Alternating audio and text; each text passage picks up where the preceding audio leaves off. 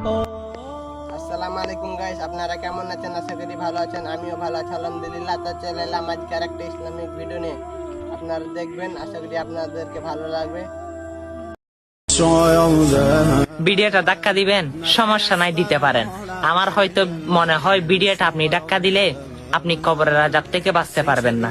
হ্যাঁ, আমার কথা অনুযায়ী আপনি কবরের আযাব থেকে বাঁচবেন, কারণ আমার প্রিয় নবীজি হাদিস শরীফে বলে অধিকাংশ কবরের আযাব হয় পেশাবের ফোঁটা গায়ে পড়ার কারণে। কি এটি সহিহ হাদিস? অবশ্যই আপনার কি এই অবস্থা আছে না? অবশ্যই আছে, আপনার বন্ধুদেরও আছে, আপনার আত্মীয় স্বজন যাদের আছে তাদের কাছে ভিডিওটা পাঠিয়ে দেন। সবাইকে আল্লাহ রাব্বুল আলামিন যেন কবরের আযাব থেকে মুক্তি দান করে। আমার প্রিয় নবীজির হাদিসটা শুনে, আপনি তো শুনেছেন, অবশ্যই শেয়ার করতে ভুলবেন না। আরে ভাই, আপনার চাইলে একটা শেয়ারের কারণে কিছু যায় আসে না, কিন্তু হাজার হাজার মানুষ আপনার একটা শেয়ারের কারণে তারা কবরের আযাব থেকে আপনার কারণে বাঁচতে পারবে।